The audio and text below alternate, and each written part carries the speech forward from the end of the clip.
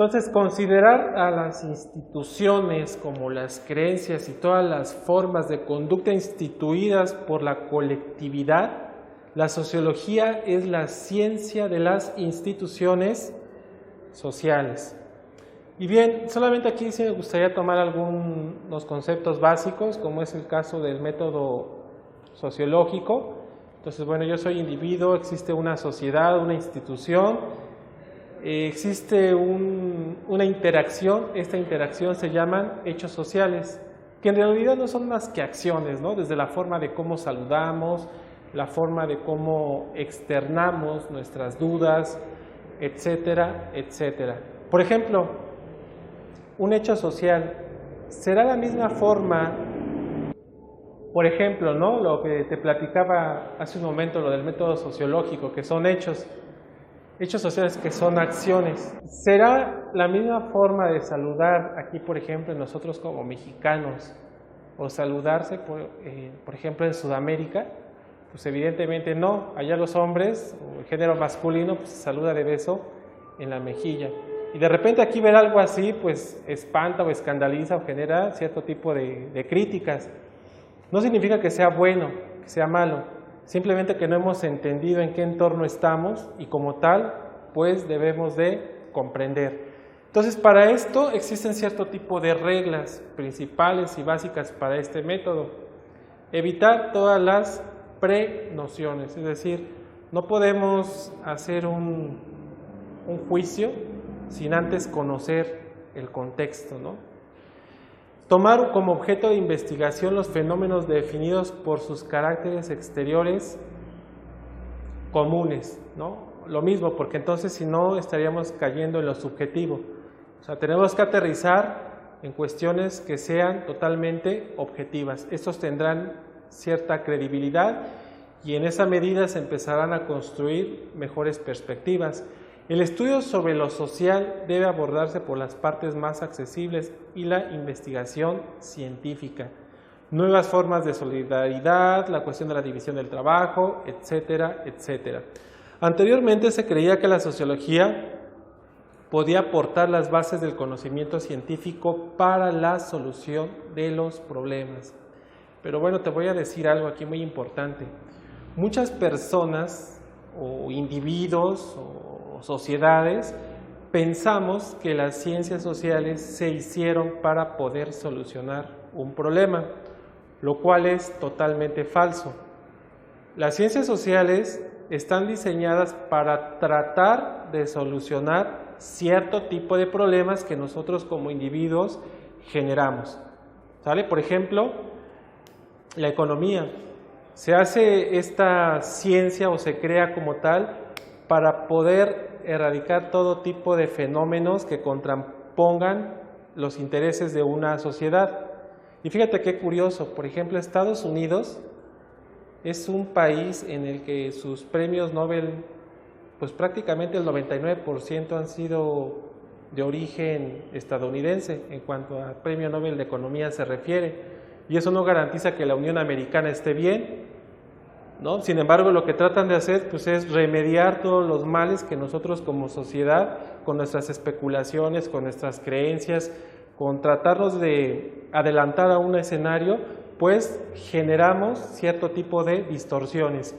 Y ellos lo único que tratan es de arreglarlo con las herramientas que ellos consideran necesarias para poder pues nivelar estos procesos que son sumamente volátiles. Y él dice, bueno, mi teoría se va a llamar el funcionalismo. Funcionalismo. ¿Sale? El funcionalismo. Pero ¿qué es lo que debía funcionar exactamente según nos platicaba Émile Durkheim? Bueno, tenía que funcionar esa interacción que se da entre el individuo, es decir, yo como persona y cuál es la relación que existe directamente para que esto funcione con las instituciones. ¿Sale? Entonces, esto precisamente es lo que debe explicar la teoría de Émile Durkheim. Esta interacción, este proceso tan importante que lo encontramos prácticamente aquí. Entonces, lo que él decía es que estas instituciones, primero, ¿sabes qué es una institución? Pues es el grupo de personas que tratan de hacer o implementar cierto tipo de reglas, normas, para que una sociedad pueda vivir relativamente bien. Entonces, en la medida que existe una comunicación y un vínculo entre estas, evidentemente los problemas serán menores. Por ejemplo, esos cambios atienden a problemáticas. ¿Me puedes decir algunas problemáticas que tengamos, por ejemplo, nosotros? Yo soy individuo, tú también eres individuo, seguramente eres mexicano. Bueno, ¿cuál es el problema que cotidianamente encontramos con nuestras instituciones? ¿Cuál es uno de ellos? Puede ser el narcotráfico. ¿Te acuerdas de otro? Sí, probablemente puede ser la corrupción, que de hecho somos de los primeros lugares, ¿no?, de corrupción prácticamente en el contexto mundial. Y bueno, pues estas problemáticas de lo que se trata es de irlas subsanando, y entonces, bueno, él integra este proceso tan importante con estos dos conceptos. Bien, ahora, este individuo como tal, cuando trabaja en una institución que, por ejemplo, se llama trabajo, esta, por ejemplo, trabajo donde nos empleamos, el nombre de una empresa, ya sea pequeña, grande o mediana, pues bueno, este individuo, después de cierto tiempo, desarrolló una forma de poder generar algo, y entonces a esto se le llamó división del trabajo. Que en realidad esa división del trabajo no es más que un grado de especialización que nosotros como seres humanos vamos adquiriendo, ¿no?, por cuestiones de tiempo, de práctica. En el momento que lo empezamos a hacer, pues obviamente somos más hábiles para poder desarrollar cierto tipo de actividad. Y esta división del trabajo fue la que generó un cambio radical en cuanto a los modos de producción se refieren. Por eso es que si nosotros ubicamos la época, es prácticamente el periodo del mercantilismo, que es una etapa de transición que se da entre el feudalismo y el capitalismo. Entonces, esto radicó y trajo como consecuencia que evidentemente surgieran nuevas clases sociales, dada el proceso de compra y venta que se daba en aquel entonces con distintas mercancías, ¿no?, principalmente la textil, que fue la que prácticamente hizo el boom en toda Europa en aquel entonces. Y bien, con esa división del trabajo y con esa producción de mercancías a gran escala que se llevó a cabo en el viejo continente, él incorporó un término. Ese término, que es el resultado de la división del trabajo, se llamó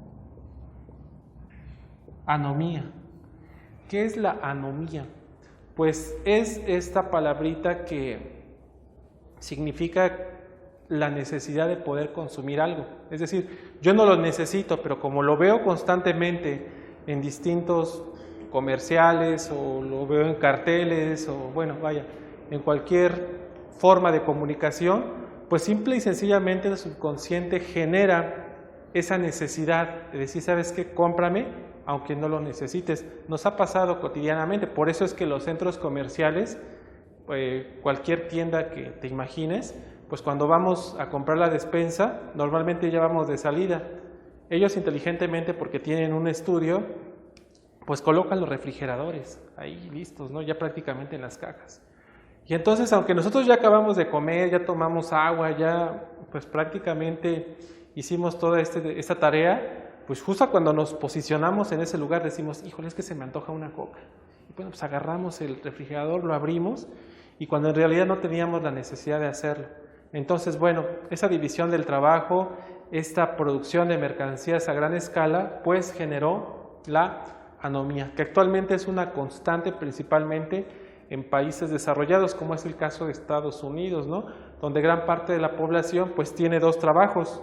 Entonces es trabaja, trabaja, trabaja, luego el otro ciclo es consume, consume y consume, y bueno, esa es la vida que actualmente es, digamos, la representación de todo el mundo, ¿no? Y actualmente igual en nuestra sociedad hay personas que, bueno, tienen o tenemos 2 trabajos y el objetivo pues es básicamente satisfacer nuestras necesidades. Entonces, de eso habla en términos generales lo que es la concepción, la forma de pensamiento que fue el funcionalismo. Y bueno, de aquí pasamos a otro, bueno, no sin antes mencionar que la única ideología que manejaba junto con Augusto Comte era de que las ciencias naturales y las ciencias sociales también debían estudiarse en su conjunto, ¿sale? Esa fue la similitud con Comte, la diferencia fue que él incorporó a la sociedad y el otro lo hizo Augusto Comte de manera más individual. Y ahora vamos a pasar con el siguiente, que es Max Weber, que él rompe totalmente con la forma de pensamiento